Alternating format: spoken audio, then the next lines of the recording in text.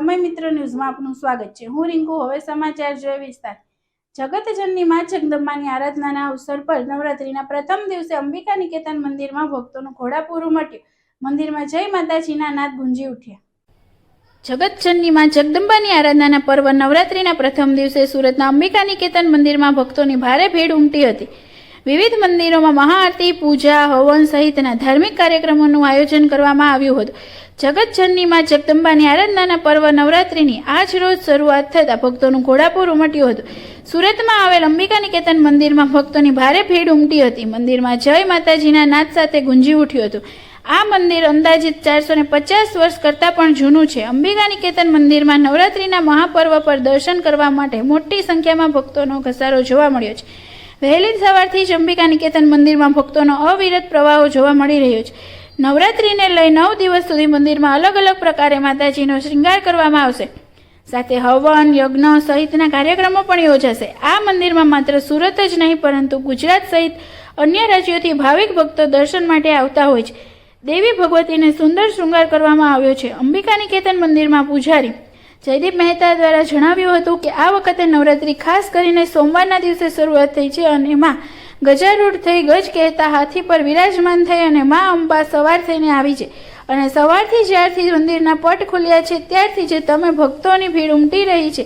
અત્યારે હાલમાં એવી ને એવી જ ભીડ છે। રોજના 1 લાખથી ઉપરના ભક્તો આવે છે।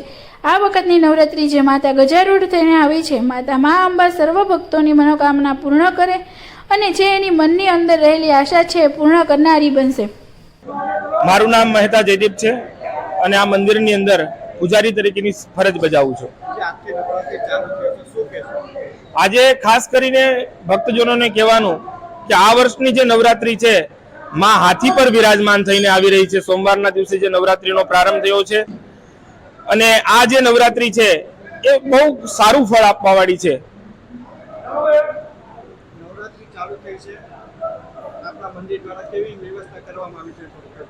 આ વખતે નવરાત્રી જે શરૂ થઈ છે તેને ધ્યાનમાં લઈ અને ભક્તજનોની જે ભીડ છે એને ધ્યાનમાં લઈ મંદિર તરફથી ઘણી બધી સેવાઓ કરવામાં આવે છે, જેમાં અત્યારે પાણીની સેવા છે। ગરમી વધારે છે એને ધ્યાનમાં લઈ અને કુલર પણ મૂકવામાં આવ્યા છે। એક બાજુ વરસાદનો પણ માહોલ છે તેને ધ્યાનમાં લઈ મંડપ પણ વોટરપ્રૂફ કરવામાં આવ્યા છે।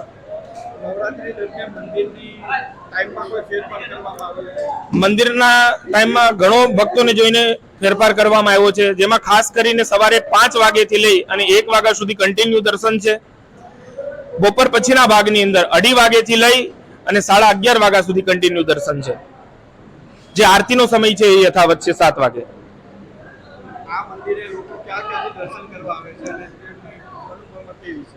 આ મંદિર ખૂબ લોકો દૂર દૂરથી દર્શન કરવા માટે આવે છે અને ભક્તોની તમામ મનોકામના મંદિરથી પૂર્ણ થાય છે।